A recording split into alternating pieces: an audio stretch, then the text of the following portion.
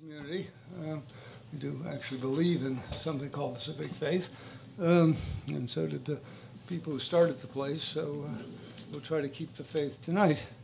Only two requests, one of you all here and one of you all here, and they're different.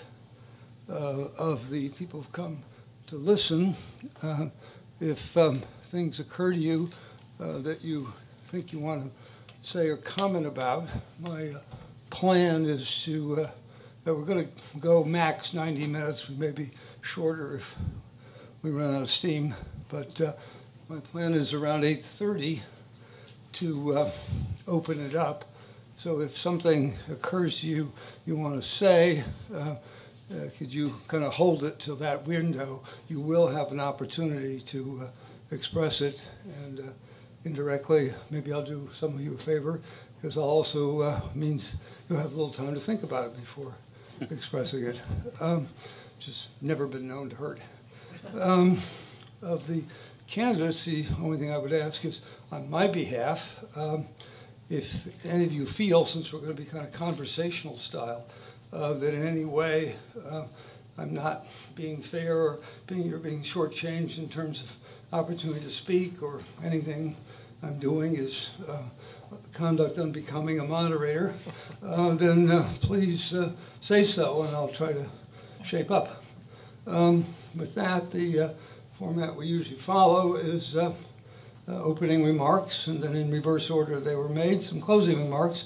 In between, I'll throw out a few topics, and we'll conduct it back and forth between you all without time clocks or other things. One way to even think about it is to imagine that all four of you got elected somehow. And so it's almost like conducting some of your conversations, not unlike you might conduct them if you four were the village board, and how would you interact with each other on your views and things, which is, I think, a closer analogy to how village meetings are conducted than chess match time clocks. So with that, how about... ladies first? Yeah. It's been working for a long time. I think everybody knows me, Catherine Fatty. I have Catherine's Tuscan Grill on Main Street, and I've lived here with my father for 19 years.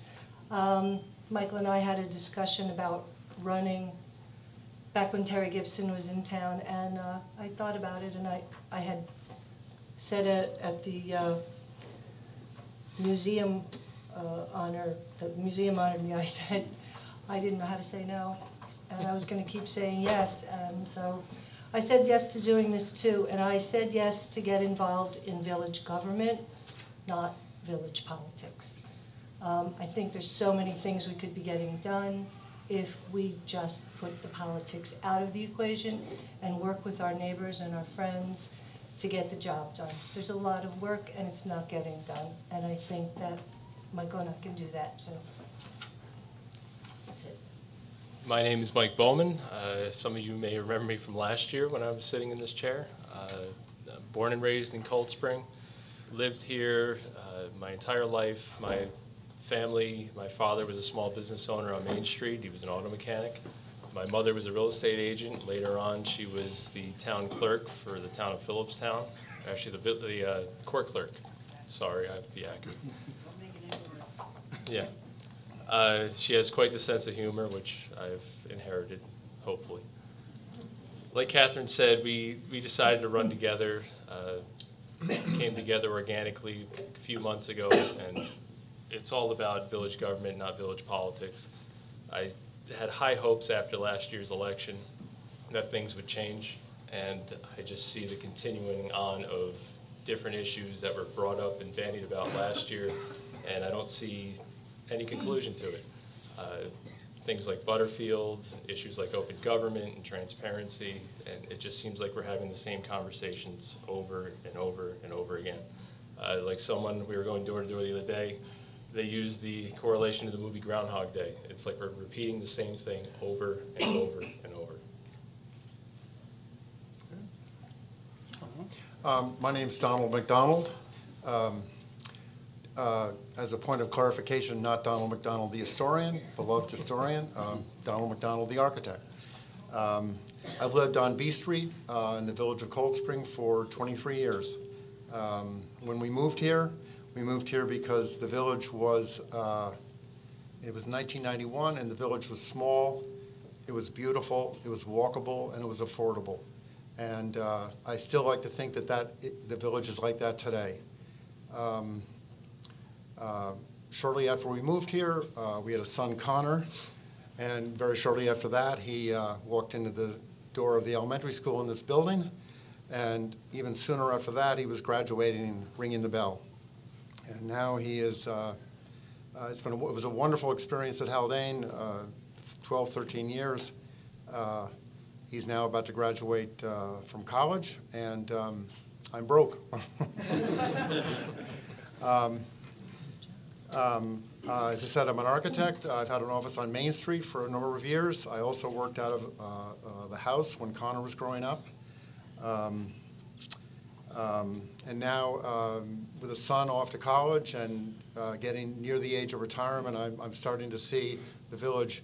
At once it was a way to raise a family, and now it's a place to retire.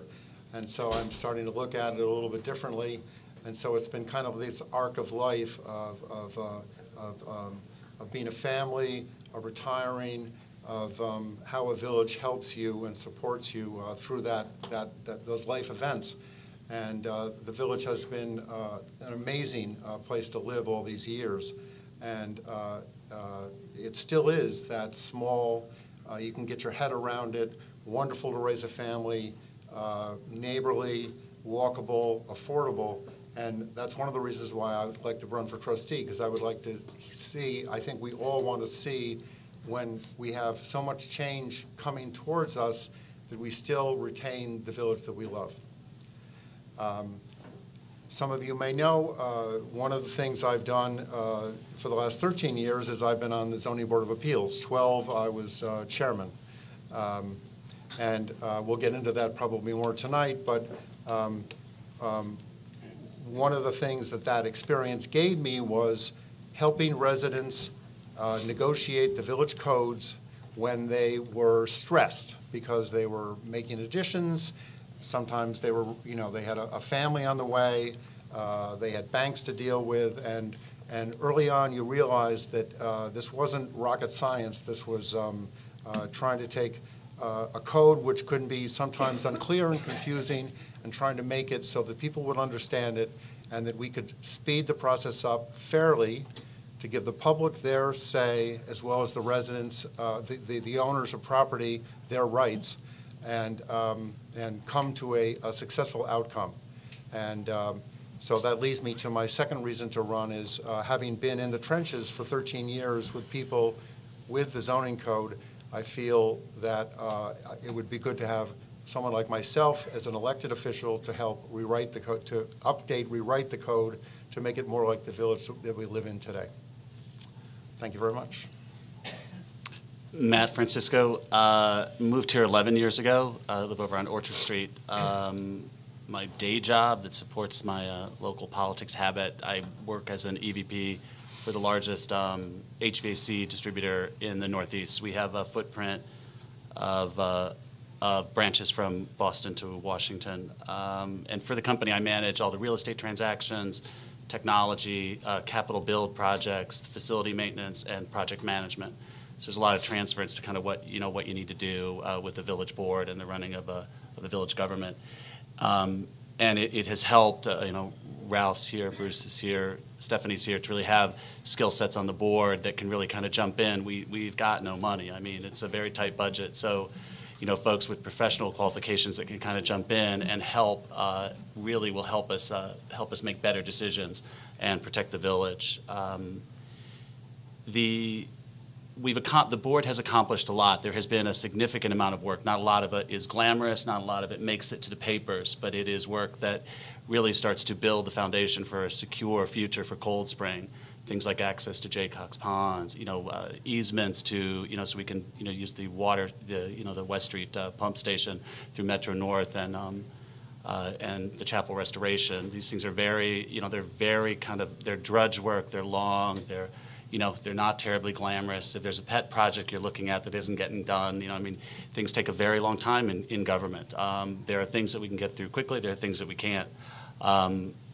I probably would have had the same thoughts, a couple of years ago that things are taking too long. But when you know what's involved in getting things done, it becomes a real eye opener. And so as you just put your shoulder to the wheel and just keep getting the work done.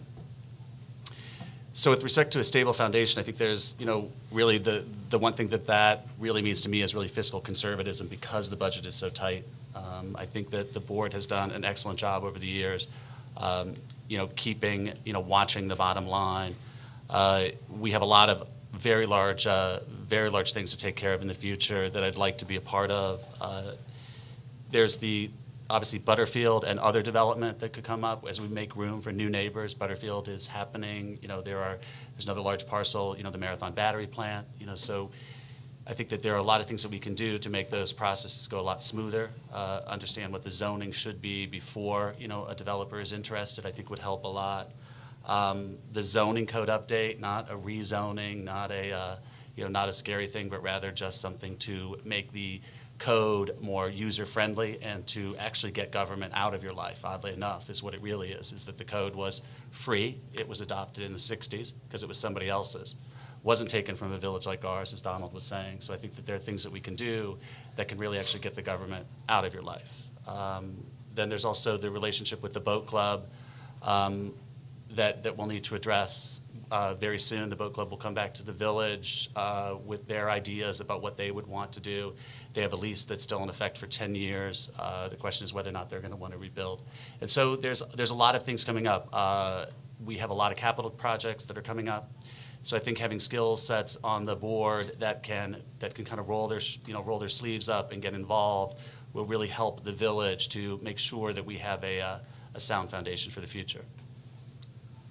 Okay. To end what I'm sure is great suspense on everyone's part, anyone guess what the first topic that I'll probably ask you to comment about? It has 3 syllables. And I don't even think I need to construct a question around it. So I will utter the word Butterfield. Why don't we start with you, Mike, because I think you were the shortest in going down the thing. Let's go in the middle. I swear that I'm in the movie Groundhog's Day because it was the first question last year, too. What exactly about Butterfield? Well, let's assume with this metaphor that suggested at the beginning that that you're a village trustee. What are you going to do? What am I going to do? I'm going to vote in favor of the B4A rezoning when it comes before our desk. We're back at pretty much, last year around the same time, the B4A was pulled off the table, and Paul Galero at this time last year, he was talking about building single-family homes on that piece of property. Through the work of Trustee Hustis, who went out and got Paul to come back to the table, Steve Gaba, the village attorney, and the Butterfield attorney, they redrafted their B4A. Actually, they drafted the original B4A zoning, but they laid out a timetable, and Matt actually had a hand in it as well, of how to get Butterfield back on track. And we've started down that road now, and the planning board just cleared a huge hurdle, and the next step is it's going to be on our desk. Are we willing to pass B4A to make Butterfield a reality, or at least put it to the next step of site plan review? And so you're... I'm in favor, yes. Yeah, and you would for that. Okay. Donald, go ahead. Okay, so I'm a trustee, and it's going to come back to the trustees now for the B4A rezoning. And when you look at a zoning issue, you look at 2 things. You look at use, and you look at bulk, or what it's going to look like, or how big is it going to be. And in terms of uses, senior citizen housing, no issue, fine. Office space, no issue, fine. Retail space, now it's limited to the first floors of 2 buildings, and we have our formula business ban in effect. I have no issue with that. If the county wanted to fund a senior citizen center and install it in one of those buildings, I would have no issue with that. I would applaud it. If the post office, now we've had a public hearing in this room 3 weeks ago, and the post office is looking for new space, and if the post office ultimately said, we would like to move into Butterfield, fine by me. I would have no problem with that use. So in terms of use, I have no issues with the project. In terms of how it would look like, I'm concerned about what it will look like. I don't think we have enough information to really understand what the project's going to feel like, what the bulk of it's going to feel like. So I would like to see more information about that. I know that the planning board is making discussions about coming back to the trustees, asking the trustees to open up the zoning, because it's tied to a concept plan.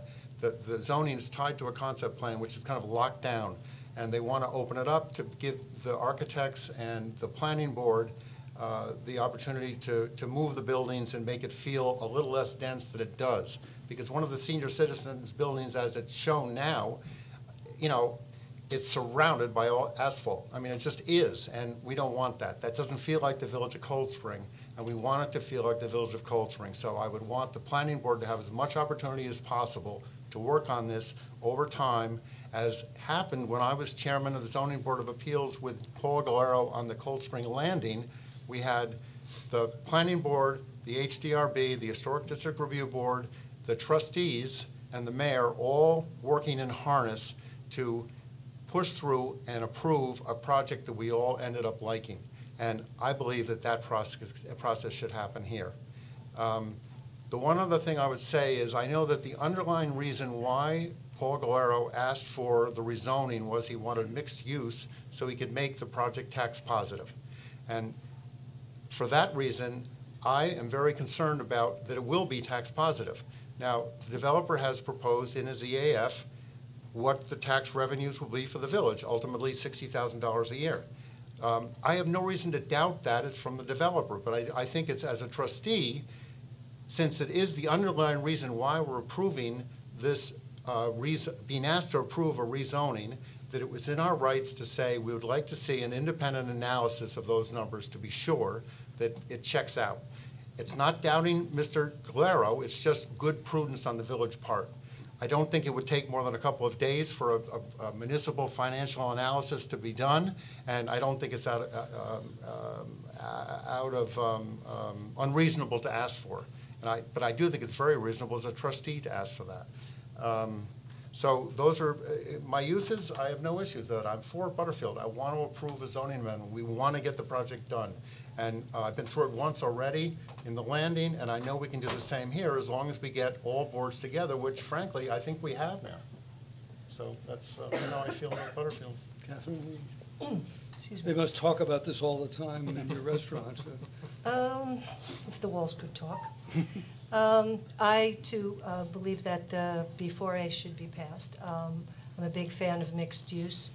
If you look at Mr. Galero's as of right, I believe it's 108 assisted living with a parking lot for 400 cars. That's what he could do, among other things that he could do with the way it is now. So mixed use is absolutely what we should vote for and move forward. But if we had even just gone along and followed the process 2 years ago, we would have a municipal building up right now. And we wouldn't have a post office trailer on the side of the post office. And the seniors wouldn't be looking at the same ugly mess they've been looking at since they moved in there. The tax positive flow would be flowing. The post office wouldn't be in jeopardy of moving it, even to Nelsonville. And I think there's a complete lack of trust. I mean, I understand you have to require a developer to follow the process. But I think Mr. Galero has demonstrated his commitment to this community. And to continue to ask him to come to the table again and prove this and prove that. The fact of the matter is that what's actually going to be built will be decided in site plan. And site plan can make it look much prettier, maybe a green wall. There's things that, you know, anything can happen in site plan, whether they cover the footprint more, they go higher. So I think if he's given the right guidance from people on the board, then he will give us what we want. Matt, you want to say something? I'll probably have a follow-up. Yep. Unfortunately, that's not really the way it works. The reality of the situation is that, a developer comes to the municipality asking for a zoning change, and the village has to decide if the zoning change is good for the village, and there's a lot of things that play out in that.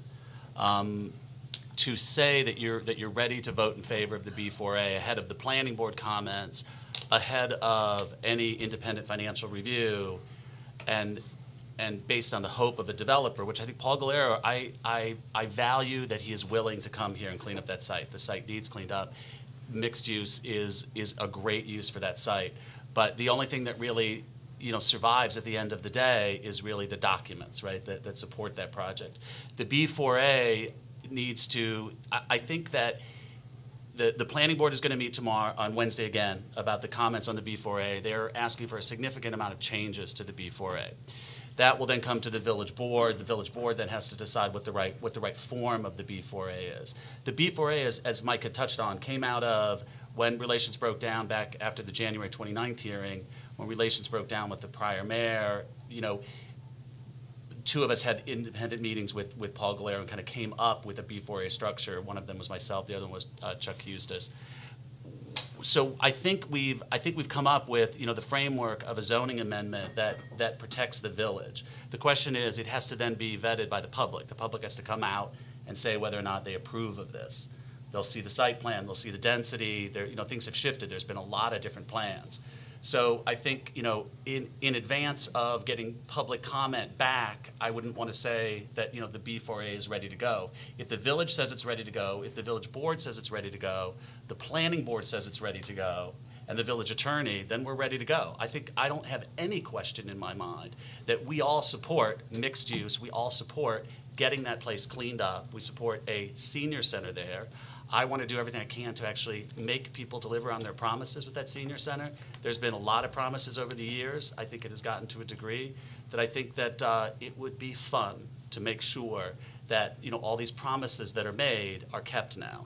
There's a lot of money out there, and I think that we need to make sure that happens. But that's not something that the developer delivers. The developer delivers a shell that you can build inside of, and then we hope that the county will come and lease that space. Obviously, we do need a site for our post office. There are infinitely more possibilities now that we've come to the harsh realization that the post office wants to just have retail here. But for our purposes, that's not a bad thing. It really is just kind of what happens behind the counter isn't happening here. They made a business decision based on a net present value determination that actually started 5 years ago when you talk to the real estate specialists, that they're looking at this to reduce their brick and mortar footprint. They have to. You don't get out of $6 billion in debt by signing more leases, for more square footage that you don't need. So I'm glad that the postal decision, while it was painful for us to work through the process, I'm very happy they made a wise business decision, because I will tell you, if they make a bad business decision, like taking 5,000 square feet of space that they don't need, there is a better chance they will break that lease and downsize or close later.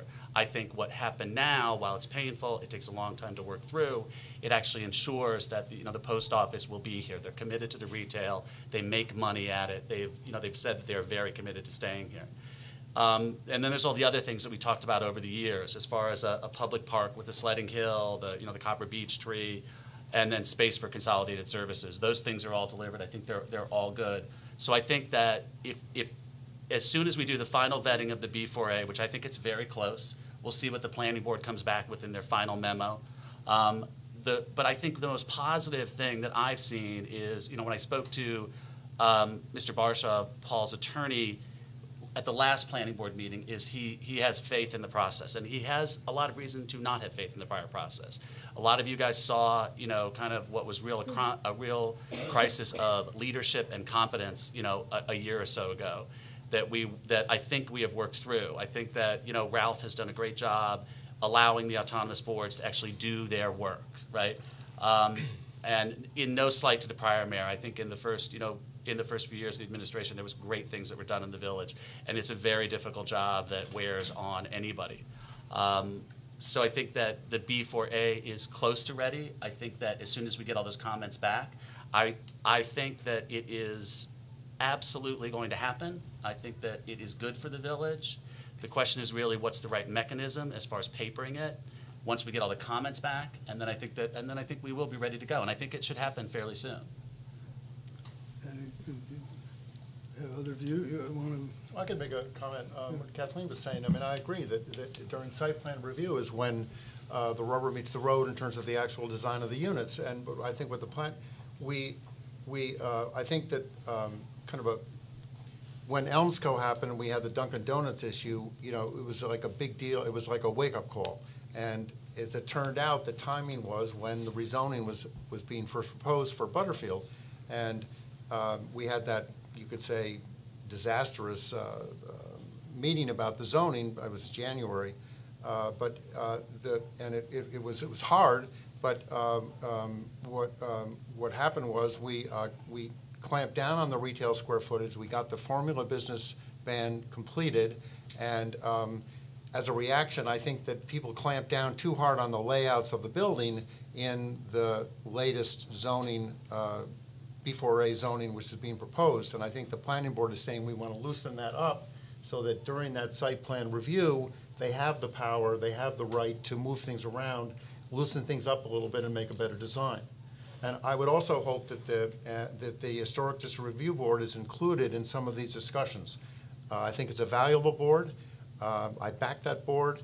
I think that once they were given the right to do what they could do in terms of that project, things moved ahead. And I think that the project will be better off as the landing was, with HDRB involved in some of the basic design decisions about how those buildings are situated, as well as what they look like. I just wonder what Matt means by happen very soon, because the formula business law took 15 months to do. So was that done quickly? I think it was. You know, when you So, talk, I think 15 that when you do these things. To be honest, maybe we'll have this conversation in a year from now. I mean, when you're on the boards and you see, I mean, it went through public hearings. I think it was drafted very quickly. It was then fine-tuned. It went to public hearing. It was drafted again. I mean, these things, there's noticing requirements. There is attorneys that are on vacation, attorneys that take 2 to 3 weeks to get back. The board then has to meet and go over it. I mean, these aren't things that are rushed will probably not turn out very well. The last final tweaking of it was something that I had noticed where we don't have convenience store defined in our code, which would allow a 7-Eleven to come in and say, I'm a grocery store, right? So those are the kind of things that you look at it, you catch it, and you keep finding it, you keep tuning it. To speak to the bureaucratic process, and yes, it does move slow as molasses, but the formula business law had 100% approval. Everybody you talked to wanted it. Right. And that still took 15 months. To me, that's not efficient government. What do you think it should take? 6 months? I mean, half the time? Have you done it on a calendar? Have you seen, is there time for noticing? Is there time for public hearings? Is there time for input, redrafting? Yes, there is. Okay. No, I mean, it's not like anybody in these positions where you're working for free or for nothing wants to drag these things out. None of us enjoy, That's an excellent going point. in evening meetings and spending hours, and nobody wants to do that. We want to move things. We try to move things along as fast as we can, but these things have a lot of different players and getting through the process. It's an eye opener. What sometimes it takes in terms of it's an eye opener, Well, especially if you go to special counsel, which we did on this. We used Raplansky for the formula business. I also think, though, it speaks to a breakdown of process too.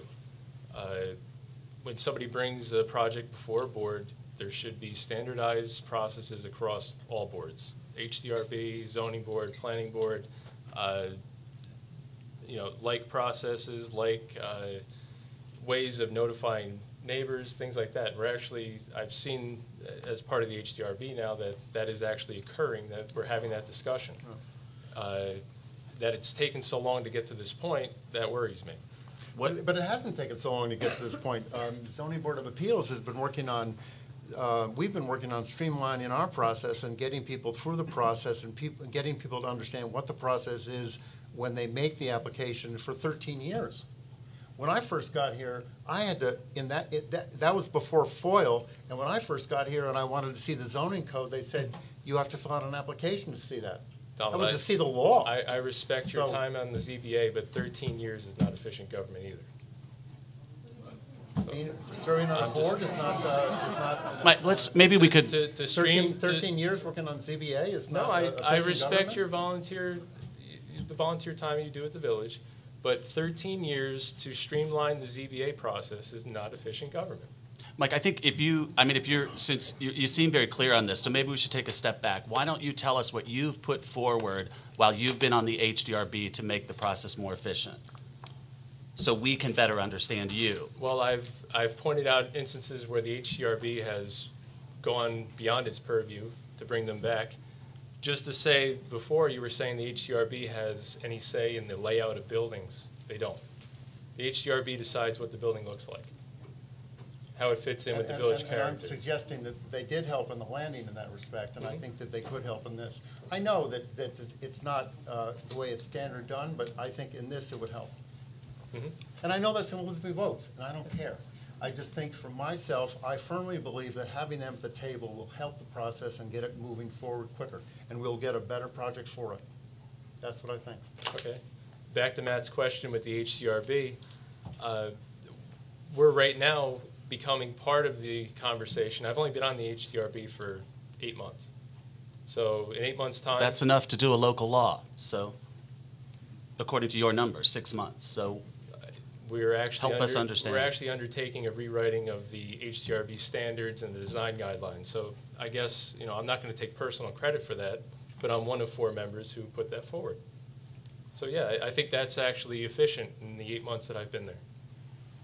Catherine, you. Not having sat on any board that made any laws like that, I can only speak as a homeowner who would walk into the building inspector's office, and I think the first thing you do is apply for a building permit, and they tell you no.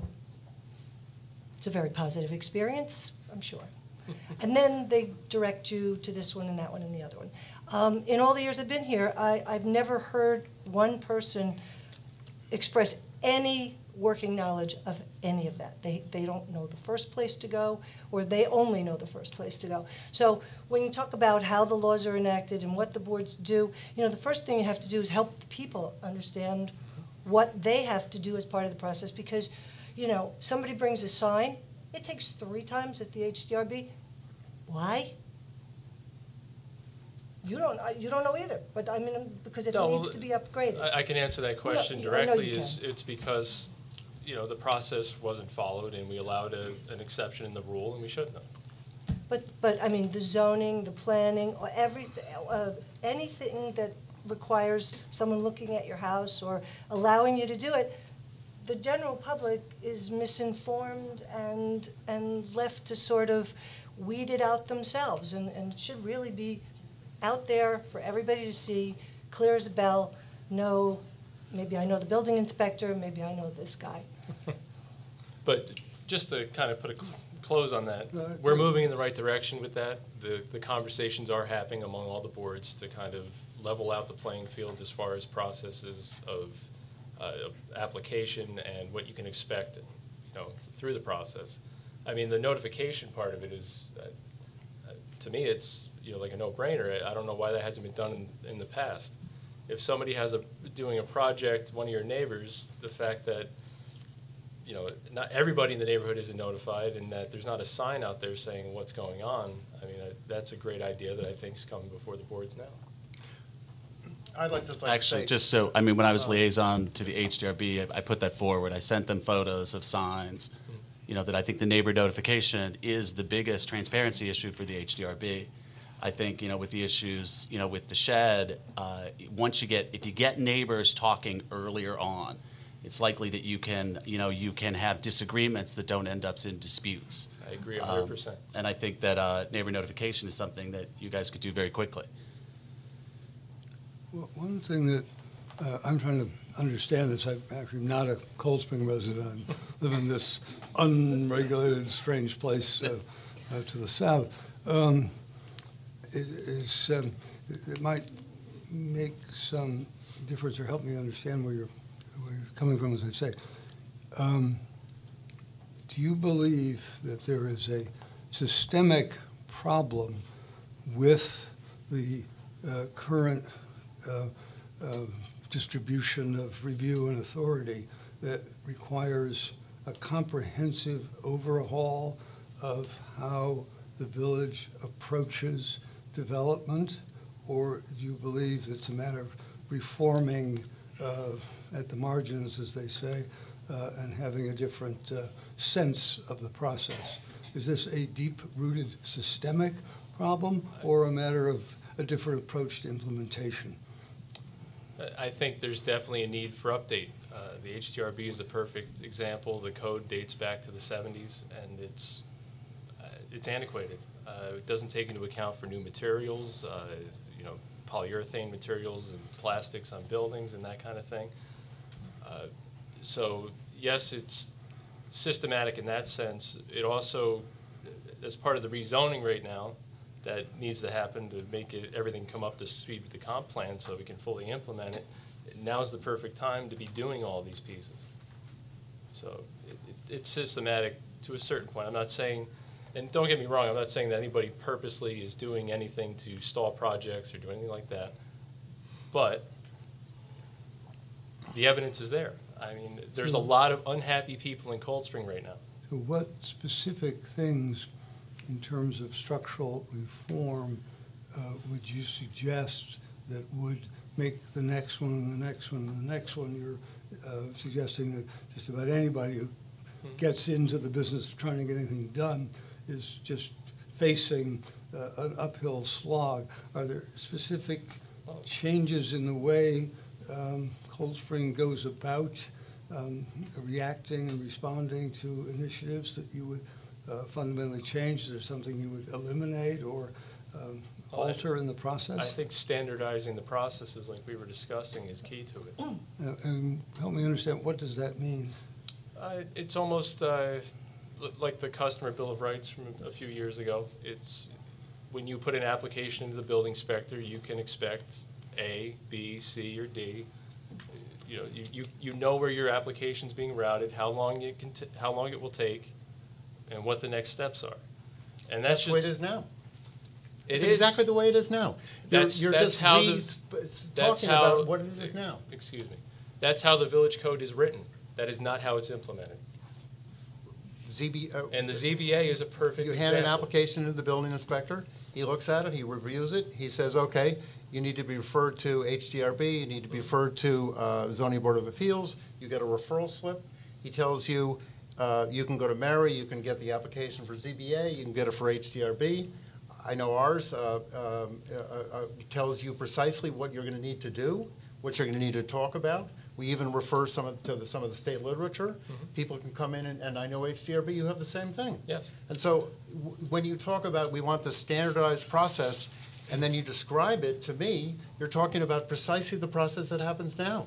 There is never any perfect process. It's not like, sometimes I hear people talk about Cold Spring Village as if it's some isolated place and we have this terrible unhappy people in their building departments and their planning boards and zoning boards, and 99% of our customers are happy.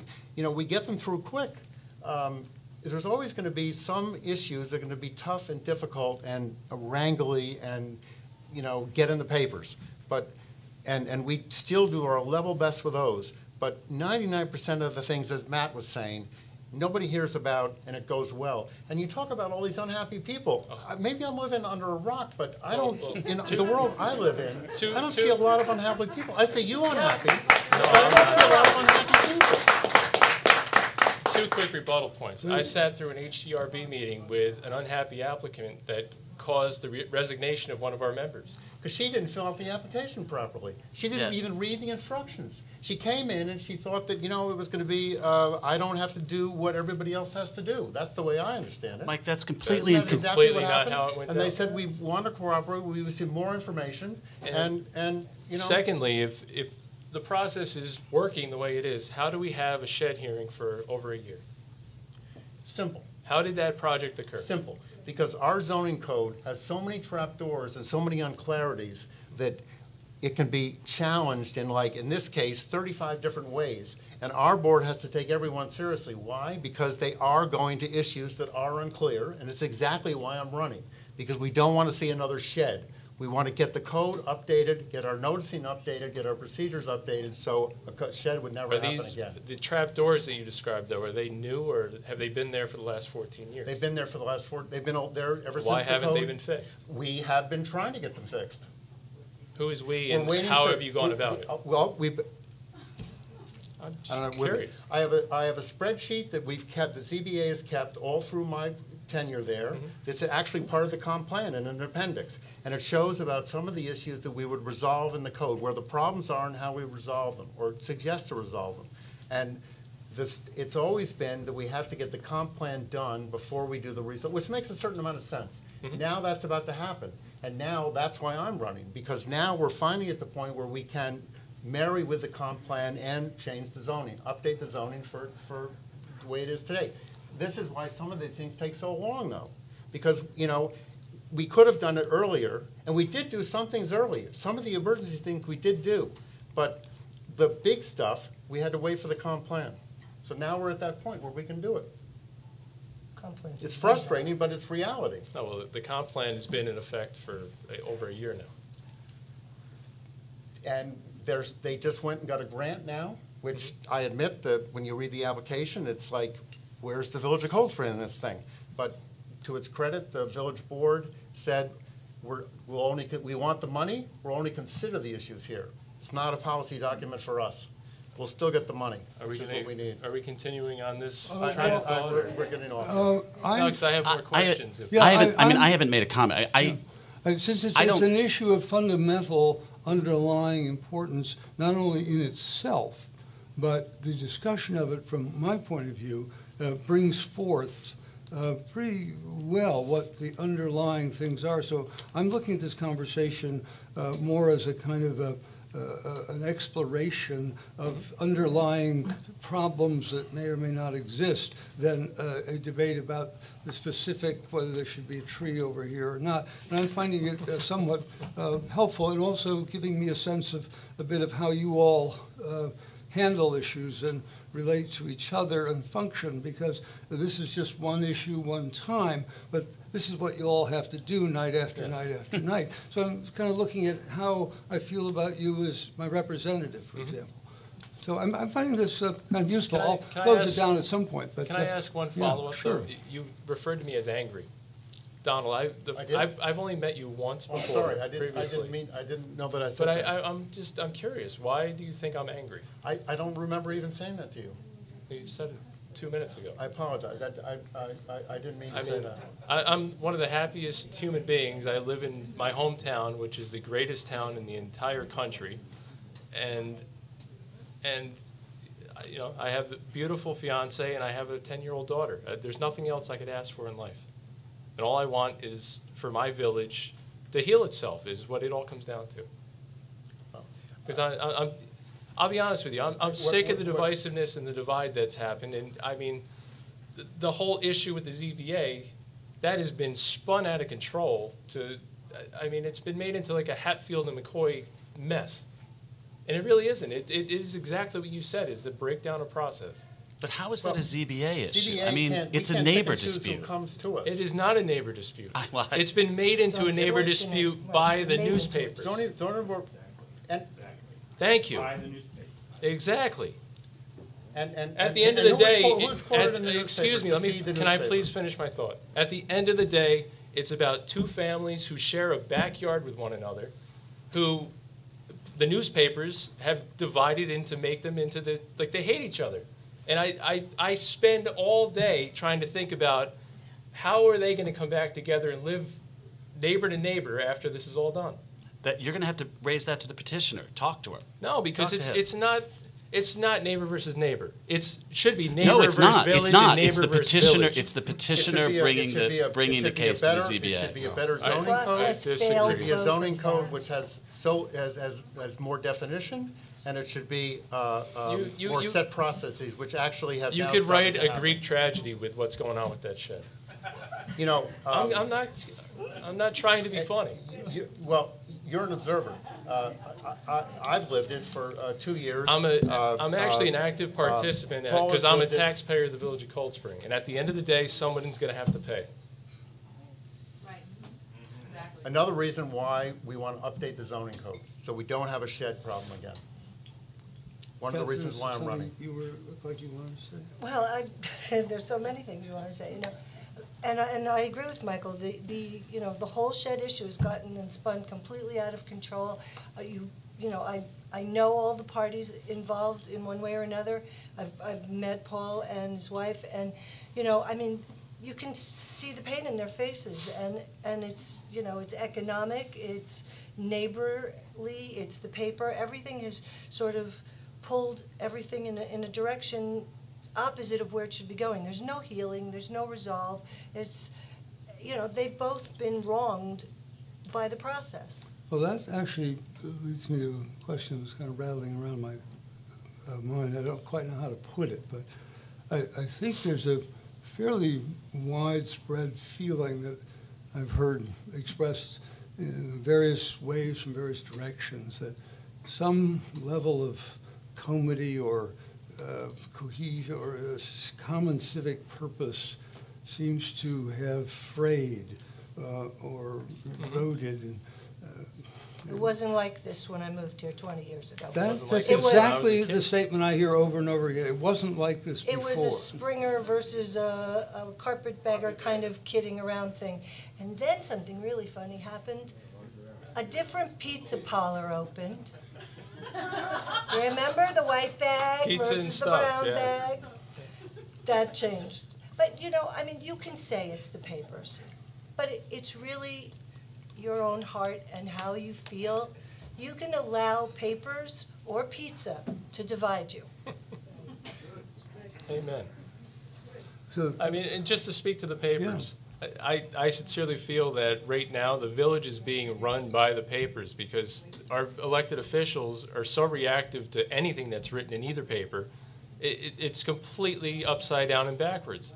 The papers are there, and you should know, to report on what the government's doing, not to influence what they're doing. I mean, it goes either way. I mean, it's. well, I'm not sure, since the papers have been I mean, raised. People have if- stopped I think we need reading some both more of them. microphones. I have a great example. It was with the article that was written in this week's .info about the shed controversy, about my unethical charges or whatever, the coin phrase is this week. I gave a 2-page statement to Kevin Foley, and the only quote that was used out of that statement was apples to oranges. Meanwhile, I went into pretty great detail about how this was not a neighbor versus neighbor conflict and how the process had broke down and, how, yes, I felt it was unethical that a sitting trustee went and petitioned for a candidate from people who were named in a lawsuit. I thought that was unethical. I still think it is very gray. I mean, it's something that needs to be looked into. But just to get back, I mean, the papers on both sides need work. And the government, like I said, the village government, shouldn't be allowing themselves to be governed by the papers. Well, And, and to even expand on that, take the national politics out of Cold Spring. We are not running on national parties right now. It is not. Steve, you can go on and on and on about Roger Ailes. He's one individual. It doesn't. well, It's what you choose. Pete Seeger had a great comment. It says you have to learn to talk with your enemy. There shouldn't be enemies here. You shouldn't be, but you're the one that's hollering about Roger Ailes out of the audience. Roger Ailes is one person. Gordon Stewart's one person. Like I said, take national politics out of the village, and we'd be a lot better off. yeah, on the other hand, I have, I guess since I've been brought into this, I have to be now a bit out We've of talked about this a great deal at the fire company. About did? about yourself and Roger and how that affects not the that village. I'm aware of. I mean, when I'm not there. Or, No, face to face. Actually, Lillian's been there when we've discussed it. I mean, it is what it is. It's a 1 square mile village, and it's become this like quasi battleground, and it's ridiculous. Well, speaking It's of, not the village that I grew up in. if I can, since I seem to become the subject of some of this, a couple of things. Is one, there is a tendency that happens just about everywhere when things get a little difficult, is to blame it on the media, which has some validity, but the media does exist and tries to serve its purpose. Speaking for our newspaper, I'm not aware of anything that, and I'm very open to having specific things brought to my attention, where we have printed things about national. Well, this is a great example of what wouldn't be printed. I mean, I was asked for a statement, and I gave one, and it was selectively, apples and oranges was taken out of a 2-page statement. I don't understand. Okay, well, if this is a letter, I'm not aware that we declined to print it. No, it's not. I was asked. If it's a quote, here's the problem. If you had a lot to say in this case, and you feel your comments were unfairly characterized, I'm very open to hearing more about this and getting into it. I haven't had, frankly, a reverse experience, having been personally attacked several times in another newspaper and written my response and have it be refused to be printed, which I can tell you we would not do. If this is a formal letter to the paper. That was a formal statement that was emailed to the editor. Well, that's, okay, different than a letter to the editor. If this is a letter to the editor, it will be printed. Okay, it can be. Now, and then back to the national thing. I would like, and please invite anyone, speaking only for phillipsdown.info, who has something that has appeared in phillipsdown.info that you can point to or cite that represents some national point of view from national political standpoint. I'm very interested in seeing it. We're a not-for-profit organization, and I'm very committed to maintaining the standards that is required.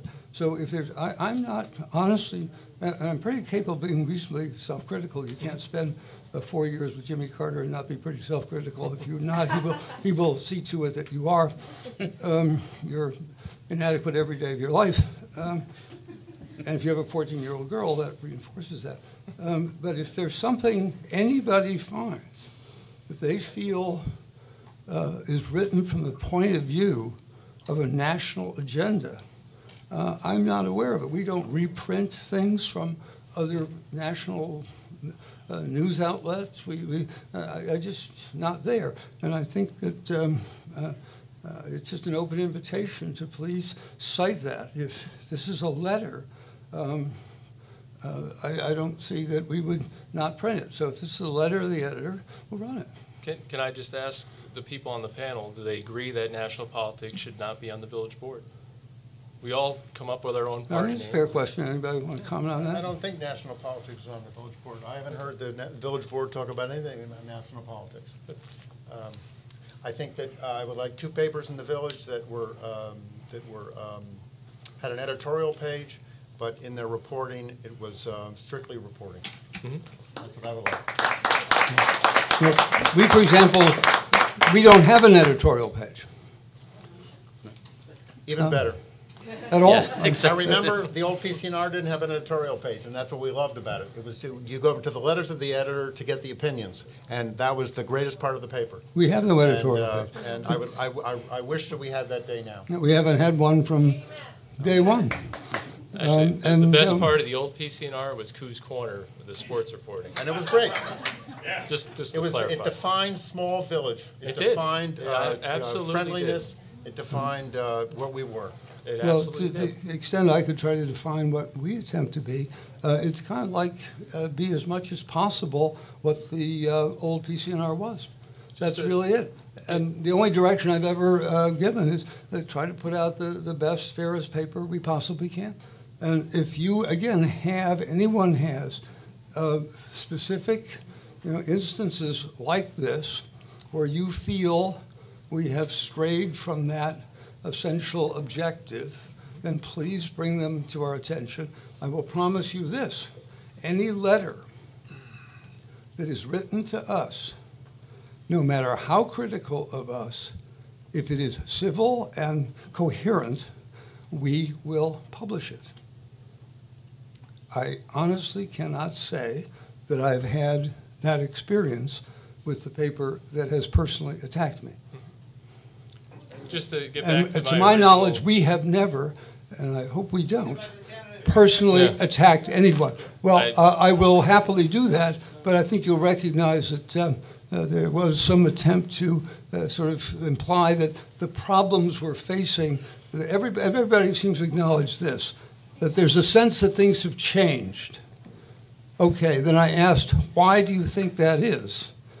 And one of the first answers that was put forward was the newspapers. All right, what else might have contributed to this general feeling that our sense of togetherness is eroded? And everybody seems to feel that's happened. What else might have contributed to that? Can you blame it all on 2 newspapers? Social media. I think social media is just a mirror of what's going on with the papers, though. Well, then break the mirror. Well, we don't feel that way. I'm not on. I do not belong to any social media at all. My view is the social media has taken on a life of its own.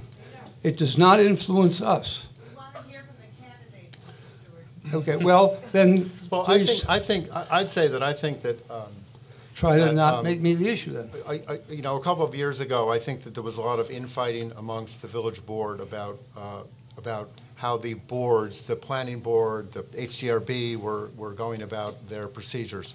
And what I loved about Mayor Phillips was Mayor Phillips, he might have disagreed with you as a chairman of a board.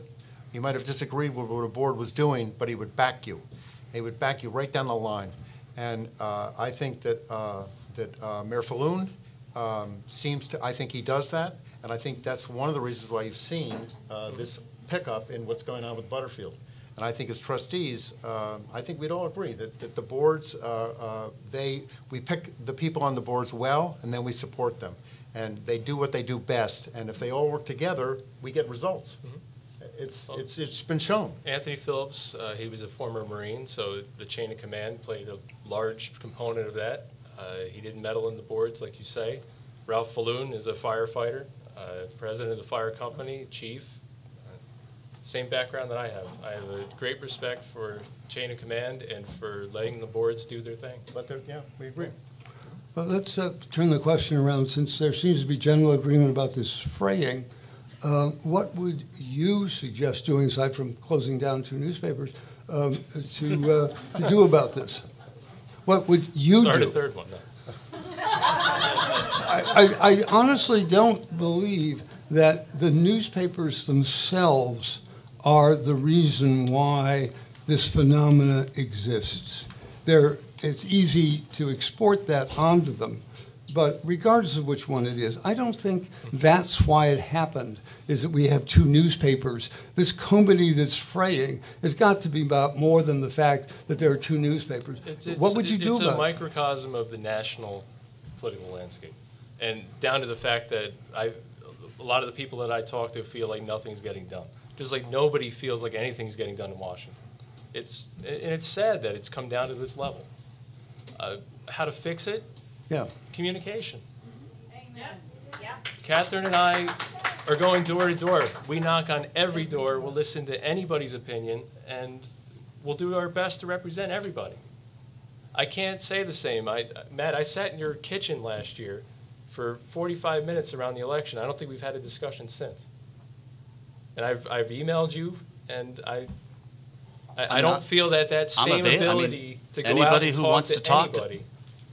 Well, I mean, you had office hours, but I mean, you had it around election time. It was pretty obvious what the deal was with that. You're right, the timing was the election, and you can talk to the paper about that. It had to do with what the PCNR was printing about me and misinformation. The only way I can get my voice heard was so it came out of my mouth.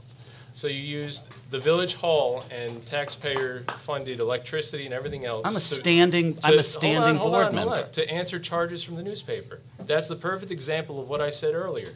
I don't think it Not is. let the newspaper run your life, or run the way you govern. If you had an issue, why couldn't you write a letter to the editor, just like Gordon said? He would have printed it. Write a letter to the other paper? No, you could have written a letter and put it in .info. Like there were very specific misinformations that I'm against the B4A in front of the planning board. Categorically false. I helped craft a B4A that would actually work, right? I have corrected Tim on that on multiple occasions. He continues to print it. I finally had a meeting with Doug Cunningham. He is now saying he didn't used to support it, but now we don't know whether he supports it. So there's clearly kind of been a softening of the language. Look, you're right. We shouldn't be governed by the newspaper, but the reality Absolutely of it not. is the newspaper is putting information out there for people. If that's your only source of information, I don't mind the attacks. I don't mind, I don't mind, what bothers me is just this misrepresentation, right? That I am anti-development, that I'm obstructionist, right? Those are categorically false. Right? If you are on a board by definition is in some ways an obstruction. If you decide to open your mouth on that board and stick your neck out, you could be labeled an obstructionist. So if you want to do this, don't do it because you think you're going to be popular, because you won't. Because a lot of the work that you have to do is not terribly popular as you look out for the interests of the village. But when the paper is putting information out there that is false, that is misleading, I think you owe it to the constituents so that they have good information. I think that your characterization of the village board as an obstruction to the process points to a fundamental difference between us. And, Mike, you're twisting my words. I am not. You just said it. Finish, please. The village board is there to work with people, not to be an obstruction in the way of getting things done or allowing people to live Actually, here. wasn't When you speaking. have that many people upset with you, then clearly you're not representing the people's views. Yeah. Well, Couldn't have said it better. I don't know. When I'm talking about the structure of a board, when you have to come before a board to get your sign approved, when you have to come before a board to get a variance, obviously that is perceived as an obstruction, right? The question is, what do you want to do? As Gordon was saying on a broader level, do we want to do away with zoning? We talk about the good old days when things were great. Well, back in the good old days, without zoning, the house next to you could be turned into a nightclub. So we take the good with the bad. There are no perfect processes. But the Cold Spring that you're representing, I don't experience it. I'm not running You're into a never bunch. here. Your house is dark half of the week. What, are you watching my house? No. I live here, Catherine. I guess I better put my pants on. I never even go in the neighborhood. It's just. Well, then how do you know it's dark? All I'm going to say is I'm next door every day. I'm next door to the village hall. I've seen you once in fact, I didn't even see you on the Saturday. But you're never there. I see Stephanie, I see Ralph, I see Bruce, I see people going in and out of there. I never have seen you go in and out of village hall except for a meeting. This is your idea of working with people? I mean, is this... No, well, I mean, No, you guys have sat here and there. attacked, but yet you say you have an issue with the To discourse. put her comment into Is this the context, discourse you want? You just said that you don't experience the Cold Spring that we I experience. don't. Well, then you're We're not there every day. Then you're not in the village because there. there's a lot of pissed off people in Cold Spring. I'm not quite sure There what you're getting are. at, Catherine. I live here. What do you... Do you know how much You it don't breaks live my here. heart to go door to As we door do. and listen to people say, these are people who've lived here all their life or people who just moved here 3 years ago, say they're thinking of moving. It's We've one done the woman. same door to door, and we don't hear that. We yeah, hear people saying, Did you not- okay, Butterfield, it's time to get it done. We understand Yeah. that. We hear people saying the boat club, we like the boat club. We want them to start paying some money for rent, but we want that to happen, and they see it as happening. We see people. I see people that have been in front of our board. We've had hundreds of people in front of our board, and despite what you might say, they're actually happy campers. So I'm not None quite of the sure. I think 300 that you people that guys have signed my spent- petition, all and I read didn't is- give them free cappuccino. Well, it does appear that I don't even know what you just said. in democracy, well, it's time to. Cappuccino. In democracies, there is one way in which these different views get marked to market, as they say in financial markets, and that's when the election happens. And so we may find out fairly quickly which of these two villages, if you could call it that. Can I go just ahead. close Sure. with one more thing on this issue of Please. boards and everything? And it's Matt, it's your own words from February 8th, 2012.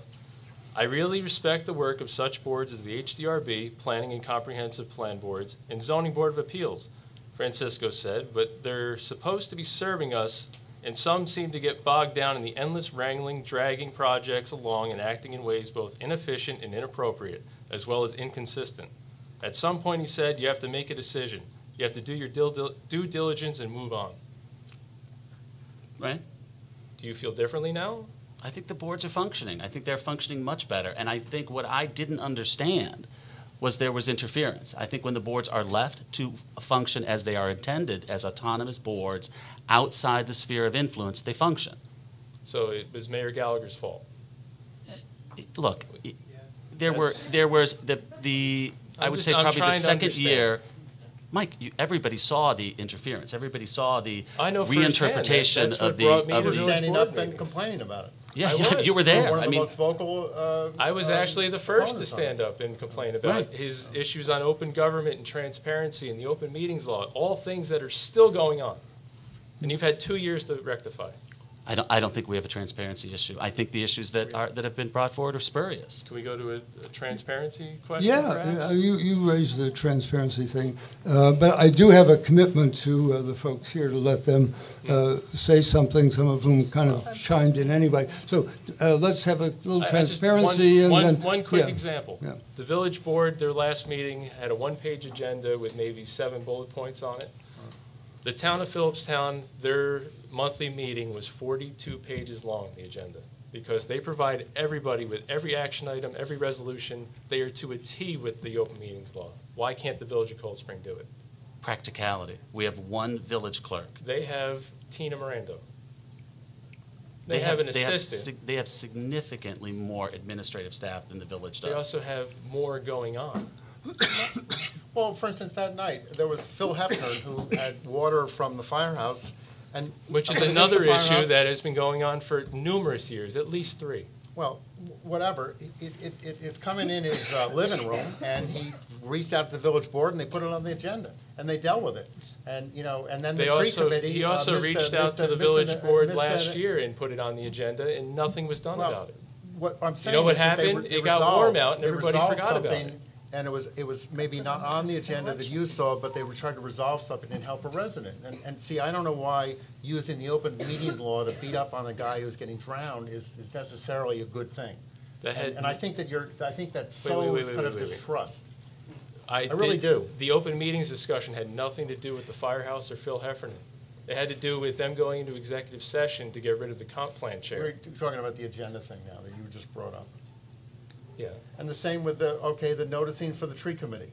I mean, the tree committee, people that, what are they trying to do? They're trying to help the trees in the village of Cold Spring. You made it seem like it was a sinister activity.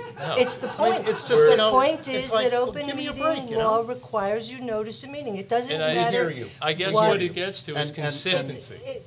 So if it's an insignificant committee, it's okay if they don't notice it, and it's only a larger meeting needs to be noticed? It's The it's village way you attorney- bring it up, you want to talk about division, I think the way you bring it up, on the one hand, yes, that's what the law says, and everybody in the room is trying to comply with the laws, and they're also, as Matt says, understaffed, there's a lot going on, and everybody is doing their best.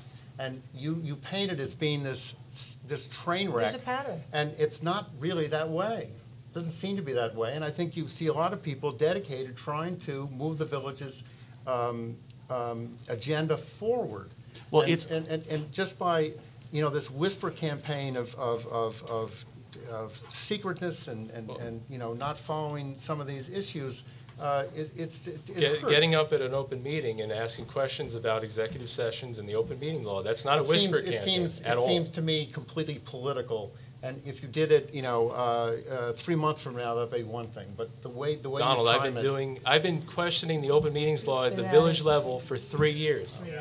Before I even thought of running for office. Okay, I'm getting concerned that I will not meet my commitment to the audience members. So I do want to spend, before we have closing statements, I just want to invite people who may have comments they want to make, they may want to attack me, whatever. But I did promise y'all that you would have a chance to say something. So, I don't mind running over. We've got enough film, I think, here, but I don't want to keep everybody too much longer than our normal adjournment. So, and I'll come back to everybody, and so save whatever it was you really want to get in your last shot for the last shot you will all have, I promise. So, anybody here have anything they want to say? Ideally, a question, but if it's a you know, a point of view or a... Nobody? Well, that's astonishing. Yes, sir. Oh, yeah, we're not doing that to expose you, just otherwise you can't be on the... Yeah, otherwise we just can't have you on the camera.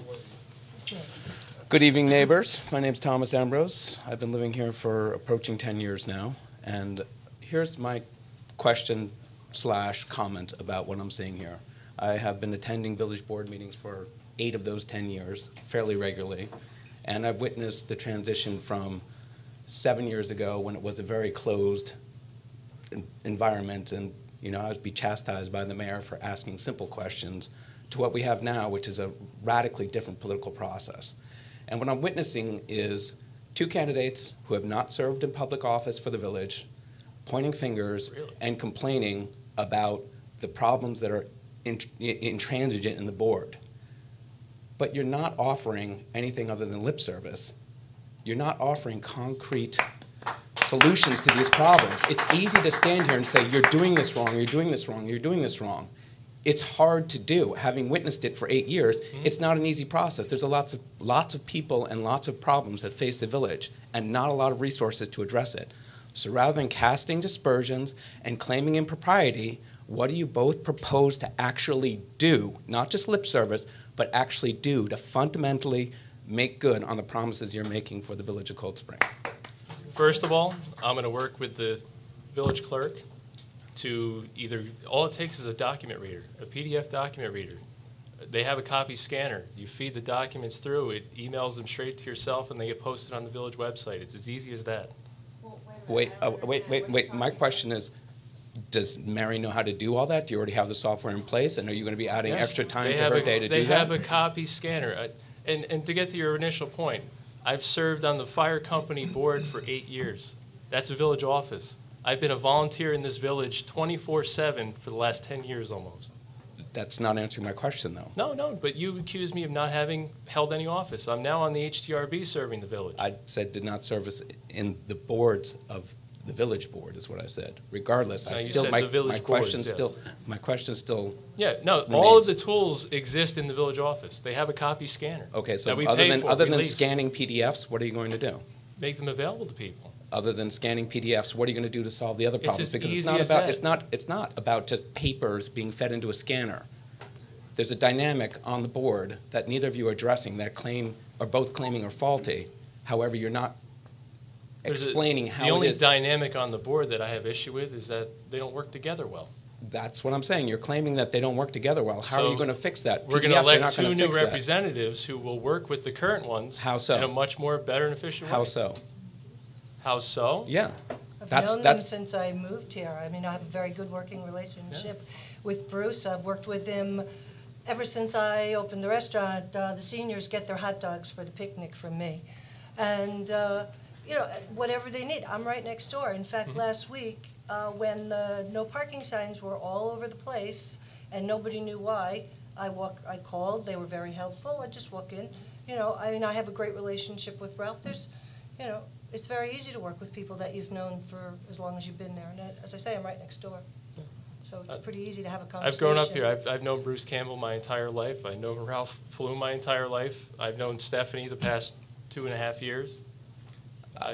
I personally I can don't work with necessarily anybody. Yeah, I see can those work with as anybody, too. qualifications to actually address the tasks at hand in terms of Butterfield, the Well, we post can talk. office, We can and talk zoning and these other qualifications. issues. Knowing people Tom, and having you're trying to talk us into a circle here. I'm not talking into a circle. I'm asking a very direct question. You did, and I gave and you a I'm very direct revising answer. the question as the answers that are coming are not very specifically addressing my question. Tom, what It's else? Thomas, by the way. Thomas, what else can I do to answer you directly? You wanted to know how I would improve open government and transparency. Number one, you make the materials available to people before meetings so they know what actions are going on. Number two, put cameras in the courtroom so that you can videotape all the meetings. Zoning board, HDRB, village board meeting. And the minutes should be posted. The planning board has their minutes up, even if they're in Yeah. draft, very quickly. No other board has their minutes up. Okay, so what I'm summating right now, PDF scanner, cameras, and your long-standing relationships with the existing board members is going to make you better board members than the ones who are currently there. That's what you're telling me. I think so. Yeah. Okay. Thank you. Nancy? Hi. Hi, my name's Nancy Montgomery. I'm a council person with the town of Phillipstown, and I have a question for all the candidates. Being on a board, a village board, a town board, we affect the day-to-day lives of every average citizen, every citizen in Phillipstown. They're governed by and dependent on us, and I will have to be working with some form of two of you, and I'm looking forward to it. So to be civil means to be polite and respectful. How will you restore civility to this working process? I've heard a lot tonight. I've heard insults hurled at serving too long at boards. I've heard insults coming from the audience at members up here. Mm-hmm. How can we restore civility in this town? There was no insult intended. I just asked him about the efficiency over 14 years. But to answer your question, You said maybe it was too long. no, I didn't. I said that it was too long, it took too long to get to the point that we're at now, yeah. Not that he had served there for too long. I hope I'm still in the fire company in 25, 30, 40 years from now. There's never too long of a term for a volunteer. I want to thank everybody for their service. What I heard Yeah. was it was too long, and I know that's a common thing in this town. We have people serving on boards for a very long time, and we're lucky for it with the We are. expertise, and sometimes we can't get anybody The to serve on continuity. our boards. But to answer your question directly is communication. That's how you restore civility, is that you sit down with people you disagree with and you try to find common ground. And that's, the art of compromise is a lost art in today's world. I think that when you sit down with people that oppose you, the first thing you do is you say to them, you bring value to that side of the table. And I respect you for that. And we'll start the discussion there. That's what I've learned in the village, makes things happen in terms of a solution that we all can live with. I don't. Great question. I don't think we have a civility. I think we had a civility problem. We had neighbors, residents being, berated in open meetings. We had the police being called. We had a real problem, and it was, kind of airing our dirty laundry. We have not had that. I don't understand the charge that the board doesn't work together. I mean, you should see the emails, especially at New Year's and Christmas, where we commend each other, where we go back and forth. I don't really know what you're hearing, and I don't know. Maybe there is some base to it, but that's not my experience on the board either. Is that we send each other emails, we thank each other for working, we are sharing the load. It wasn't happening before. The emails, like I said, at Christmas and New Year's were like, it's been a great year, it's been a great board. I don't know what your experience is, but I don't think we have a civility issue. I think we've been very respectful of the residents that come before us. We have become less rigid with open meetings law as far as allowing comment at any time. I think that open meetings law, the piece that that folks forget is the where practical. And the question is, in a village of this size, what is practical, right? But I think civility comes very cheap and doesn't take time, right? And that's something that we can do. Scanners and packets and, in many ways, trading expediency for red tape for people to have a 300-page paper document that probably nobody's going to look at and isn't practical. I don't know that that's in service to the residents. To the extent that we can get it out, we do get it out. But I don't think we have that issue. But I think civility is free, and I think we've done an excellent job on this board, being very civil to the residents. No, I'm not sure your question was about the actual conduct within a meeting.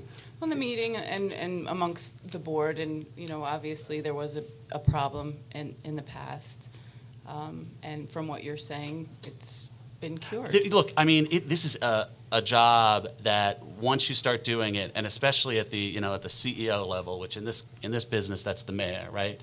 It really wears on you. And the former mayor, there was a lot going on. Butterfield is a very important project where you have a lot of people really looking at you to do certain things. The county has a very strong interest in it, right? The town, the village residents, a developer that that is investing significant sums of money and wants to make a return.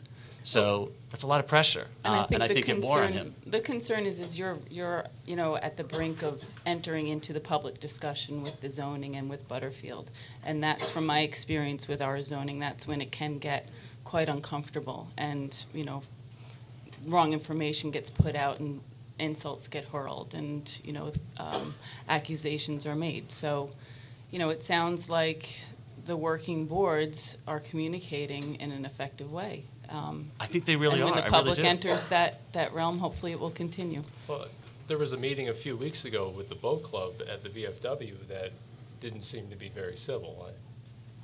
How so? It seemed like there was a lot of back talk between the village board and the members of the boat club that were there. And then there was talk about having, I watched you kind of mouth the words to Mike Armstrong to sit down because you didn't obviously like what he was saying. I mean, there's... Is that conducting a meeting to keep control, or is that hurling an insult at Mike Armstrong? It was a meeting where everybody was there to voice their opinion. Sure. And then to find out a week or two later that there was an executive session about that certain individual, I mean... Because it was a personnel issue and they need to go into executives. As a chair of a volunteer board, an employee of the village. That's a personnel issue. I'm not sure where you get that was about Mike Armstrong. By the very nature that it's an executive session would mean that it's confidential. Where do you have this information? The nature of it would be that it was illegal. That's not the question, Mike. Mike, we know how you like to point out OML. Because I love pointing out OML. I'm a geek for OML, and I wish everybody on the village board was. Well, let's stay there for a minute. So, as president of the fire company back in August of 2012, yes, Robert Freeman told you that a volunteer fire company is subject to FOIL and therefore subject to OML. Yes. What did you do as the president of the company to make the fire company transparent? Let's speak to what you do. As people have noticed, there's a lot of insults coming, and finger pointing. What do you with suggest we have done? You know what OML. I don't need to tell you. Our meetings are open to the public. Tuesday nights. Are you posting packets? Are you posting minutes? Are you posting budgets? We have agendas. Yes. Are you posting them? No. We're also not an elected board. There's a big gray area with Robert Freeman about private fire companies. He doesn't seem to see it as gray. When I talked to him when he came down to the North Highlands Fire Company, he seemed to think it was. Wouldn't you want to err on the side of caution if you believe OML is such an important thing? If anybody ever requested anything from the fire company, it was given to them. Our budget goes to the town. I'm not talking about FOIL. I'm not talking about FOIL. Okay, sorry. Are there any other members of the public who... I didn't get to put my 2 cents in on civility. Oh, I'm sorry. Go, 10 cents. What is it? No, it's not that. No, my general nature is not to be argumentative, and after about 40 years in the hospitality business, I generally am nice to people. I'd rather avoid an argument. I'd rather talk out an argument. I think we can be conciliatory and courteous to one another and still get the work done. Hello, my name is Carolyn Bashan. I'm a 29-year resident of Parrott Street here in Cold Spring, and I love living in Cold Spring. I'm also a member of the Historic District Review Board. I'd like to ask the folks here about the big money issues that are facing the village. And it's not Butterfield, and it's not the boat club, and it's not the open meetings law. It's the dams and our water system and the sewage treatment plant and the potential for having monumental fines placed against the village, not only by the state of New York, but by the federal government, because the Hudson River is a federally regulated waterway. And I'd like you to just have at it about those big issues and what each of you would do about them. Well, it was an issue last year during the election, and it was tossed around about having a capital project planning committee on the village board. That's another thing that I don't know if any action has been taken. I haven't seen any in public meetings. Because, as Carolyn points out, there are a lot of big money ticket items that are coming down the pike with the village. Butterfield has kind of been this all-encompassing cloud that blots out everything else. And I think it's going to be a surprise when we need to do a $1.4 million upgrade to the water plant, or the sewage plant. I think that, She asked what you guys would do. What would you do? Right. Elected, what would you do to manage it? Well, a capital projects committee on the village board to plan out and find funding for these things. Talk to me like I'm a 12-year-old. What does that mean? Like after that happens, then what happens? Find the money. What's that? Find the money. Yeah. Is that a state, county? Bonding. Pardon me? Is this being moderated or what? Or is it open to the floor now? Because, Kind of. we've got non-village village residents speaking, then we've got people speaking, just to the board. And I'm not sure who's whom in terms of village residents and non-village residents. I can't oh, can I respond? look around and tell you. To answer your question, it's to put into place a plan of action that we're going to do A, B, and C. I mean, what is it's triage? What's the most important thing? Our dams. What's the second most important thing? Our water plant. Third most important thing, the sewage plant. And then come up with a plan of action of how we're going to fund it and what order they're going to go into. Actually, Can I respond? Yeah, sure. I mean, I'm facing retirement, and so I'm more than ever concerned about rising taxes, and they're high to begin with. And I think the capital plan, the plan of action is great, but I think we need to look for raising more revenue. And I think you seriously have to look at metering on Main Street. Mike Armstrong's group has done a lot of study on that. You've talked about that. So I think you're looking for that revenue. I think the cruise boats are discovering Cold Spring. The village board is having discussions with the cruise boats. I encourage that. There's going to be revenue there, and it turned out at the last time when they had a meeting about it, the cruise boats realized that Cold Spring is very popular in the summer, not just the fall. So there's more revenue there. Shared services, a way of saving money, getting better services. So I think it's the capital plan plus looking for every way you can to raise more revenues. Agree? I think, Yeah, I think there's- go ahead. we The obviously last have- one, then we have to do the closing statements. And I think So we have we'll go here. the most pressing one is actually the wastewater treatment plant, because it's a life safety issue with the electric point of entries in the basement, as well as the fine bubble aeration. That's probably about $1.25 million. We did approve the engineering on that to allow it to go forward, so we're ready to hit the ground running when we decide how we're going to pay for it. It probably would have to be bonded. The next are really the dams. Then we obviously need to look at the fire company. The fire company is in need of either repairs and or replacement. That those buildings have to be looked at. ADA accessible courtrooms. So there are a significant number of capital projects. With Donald and myself, you get people that are professional project managers and architects on the board to look at those projects, to help scope them out. It's very expensive to have an architect just give an opinion, very expensive to have a professional construction project manager kind of tell you how to sequence the scope of a job and how to fund it. And so I think that the capital campaign committee is something that has to happen. And obviously looking with a 5 to 10 year forward plan as to how that stuff's going to be paid for. Because it's we have a lot of Victorian infrastructure. We only have 800 and some odd parcels to pay for it all. 843 rateable parcels in the village. So, it's not a huge tax base. Kind of We can problem. talk about getting sales tax, sharing it with the county, and that. Good luck. Don't hold your breath. There's So no- we have to look for new revenue We need sources. more gas stations if we're going to do that. Sorry, what? We just don't get enough, we would lose money on that. we just don't pay enough. And I pay plenty, but there's just not enough money going over there.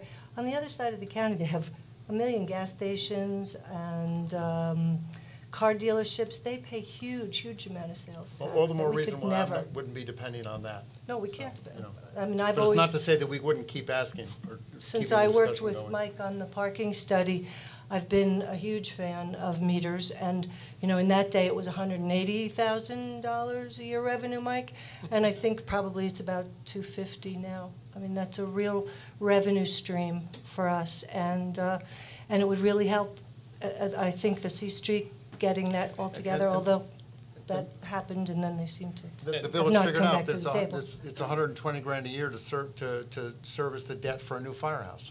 So, you know, there you go. You know, you get the 200,000 in parking meters, you can help really do a firehouse.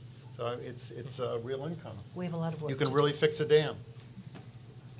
Well, I think we're hitting the point where we should have some closing remarks. So we go reverse order, I guess, in this case. Great. Thanks for coming out. I appreciate your input. I appreciate speaking to everyone. I think what's really great about Cold Spring is just this, is that people are very passionate about this village. You know, democracy is very loud, very messy. I think that's great. I actually love the process. If I don't feel available enough, certainly tell me how I can be available. I prefer you're not outside my windows, but certainly, you know, Just walking up from the train now. I think open office hours, I think, are a great idea. It was an amazing experience. I think the folks that came, it was a way to kind of share ideas that were not structured at the end of a meeting when people are tired at 9 o'clock, 10 o'clock at night. So I think in closing, I mean, I think it's qualification, experience, and commitment that really is what's really needed to have on the board, to have a skill set that can actually look at the problems, get their arms around them, and that can help share the load, whether it's, you know, lease negotiations, contracts, you know, benefits, insurance administration. I have more than 20 years experience doing that for Fortune 500 companies. I have a breadth of experience in earlier years in benefits administration, human resources, and obviously construction project management. The 2 years on the board have really shown that I can add value. The board members that I've worked with, especially in this last year, and even the year before that, there were, it was challenges, but we were getting good things done. But the last year has been very rewarding. I think the current administration really allows the boards to act as they are intended to act and supports them in that endeavor, including with getting them good consultants, getting them legal advisors, to allow them to really kind of do their job. And I will tell you, I will take neighbors who live in this village, who love this place, over paid consultants any day, because those are the people that will really protect our interests and will keep Cold Spring feeling like Cold Spring. I also think that one thing that kind of sets me apart, there's the whole carpetbagger, not born here, and I think in some ways that's a positive thing. I think it is good to have at least one independent voice on the board that isn't really kind of beholden to the decisions and the decision makers of the past, that isn't a member of the chamber, the fire company, other boards. That unfortunately, as things come before you, there are groups that are going to want things to turn out a certain way. I don't have any of those encumbrances. I literally look at everything and say, is this good for Cold Spring or is it not? That's obviously not a very popular job. It's not terribly fun. I do this only because I love Cold Spring, to give back to the place that I love. I've got plenty of responsibility and plenty of authority and plenty of love at home. I don't really do this for any of those reasons. I do it literally just to give back.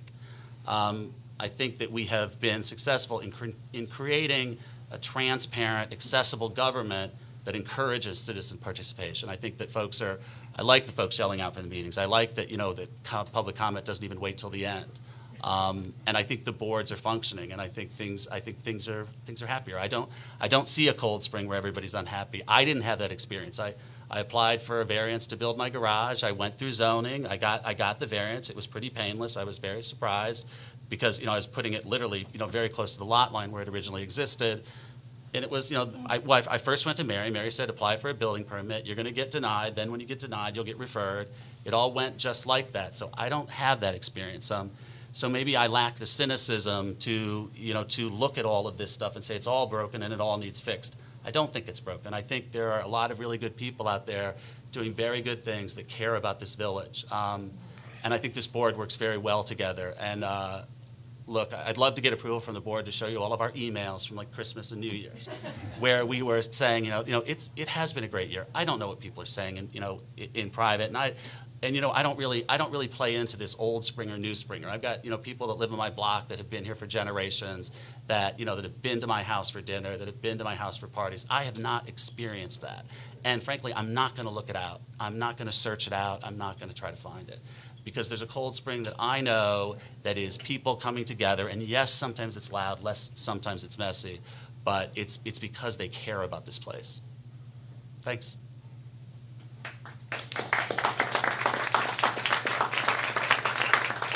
Well, it's been a wonderful 23 years in the village of Cold Spring, and I look forward to being here for the rest of my life.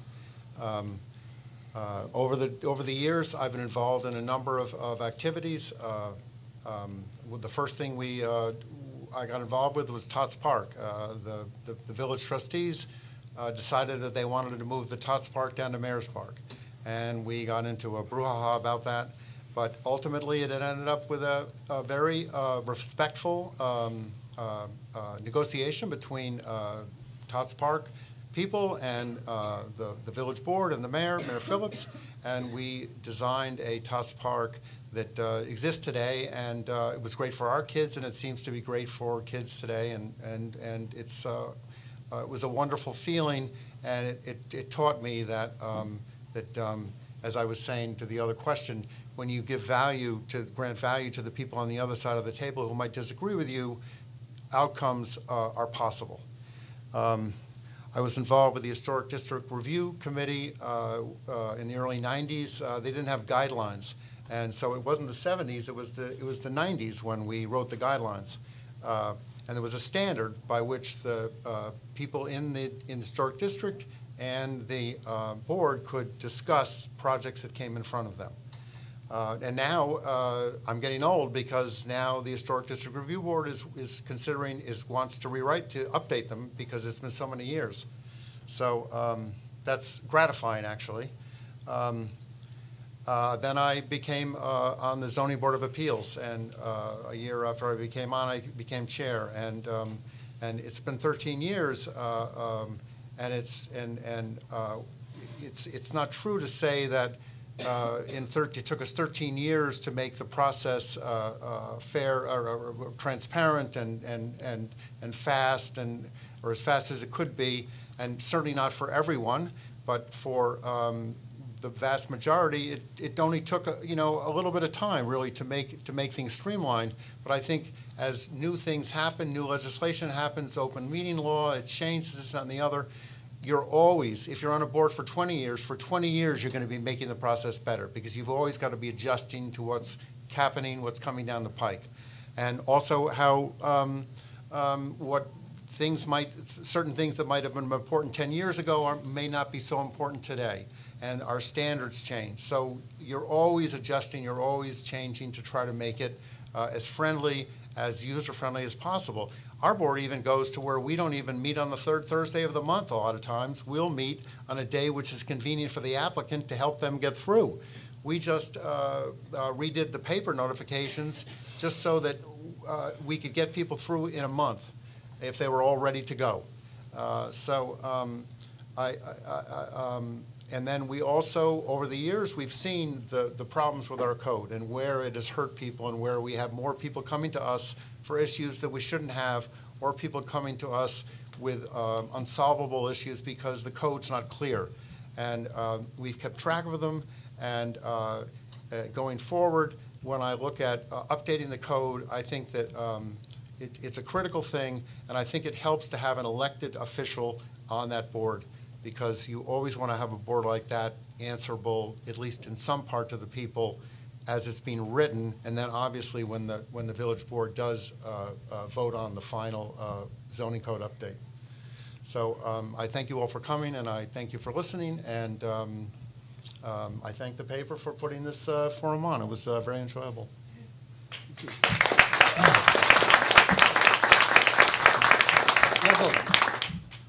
I've lived here for 37 years. I remember Cold Spring growing up as a very different place than it is now. I hear what Matt's saying about not experiencing the Cold Spring that I know exists, because I talk to everybody that communicates it to me. Getting ready for tonight, one of the preparations I did was I went back and I watched our forum from last year, which was quite strange. How was it? Surprisingly good, actually. Thank you. I'm sorry it was surprising to you, but... I haven't watched it in years. So, something that jumped out at me, it was just a list of topics that were mentioned in last year's forum that are still around and still haven't been completed. Open government and transparency, Butterfield, the senior center, a teen center, the VFW, the dams, boat club cleanup, the water treatment, wastewater upgrades, the West Street pump station, the Market Street pump station, the Parrott Street septic system, the firehouse, either the rear drainage or a new building, the wall on Main Street above the red light that's been collapsed for a decade, sidewalks, crosswalks, the Grove, waterfront emergency preparedness. Last year at this time, when we were doing our closing statements, I heard a lot of talk about we're going to roll up our sleeves and we're going to get this done, we're going to get that done, we're going to get it all done this year. I haven't seen a lot get done. And I look forward to Catherine and I getting elected on March 18th and rolling up our sleeves once and for all and making things happen. Thank you.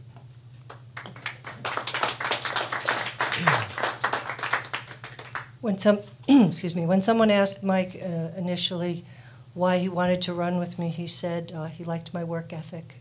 Mm-hmm. He said that when everybody at the firehouse went home, I stayed and cleaned up. It's true. I am a hardworking person. It takes a lot of hard work to keep a business alive on Main Street for 17 years. Excuse me. I do budgets. I buy, I hire, I fire. I've trained some of your children. I've had people who live in the village work for me. The experience of running a business is not unlike running the village. And I take risks and manage risks as well. Had I not taken the risk of taking the shop in the front 5 years ago, I don't know where my business would be today. So, some of the risk adversity that we have now is prudent, I would say, but some of it needs a better look, and we need to move on to really change the headlines. We don't need to criticize the paper. We need to give them something positive to write about. Some things that are finished. Butterfield, finished. Get a shovel in the ground at least. Everything here is the same as it was. Mike just read a list of things that haven't changed. And, I remember when Sue Kelly gave us the grant for all that money for the sidewalks. The curbs are broken. The sidewalks look awful. The lighting is hideous. 5 years of waiting for Christmas lights only to be told at the last minute, when I guess we thought we could negotiate with Central Hudson one more year, but that didn't happen. Holiday lights make the place look nice. It's a wonderful sort of Dickens on Hudson look, and people were really disappointed that it didn't have that look this year. And it's just a really small example of something that could have been done that wasn't. So I'm looking forward to working. I'm looking forward to civility.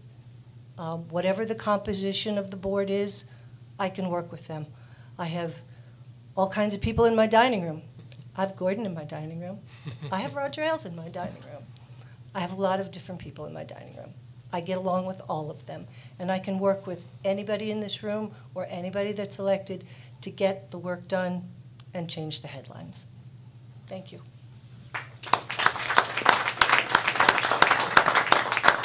Okay, well, I've got just a quick observation from having done this a few times now. This was by far the most energized. I've had problems in earlier ones kind of getting people to actually say what's on their minds. This was not a problem this evening.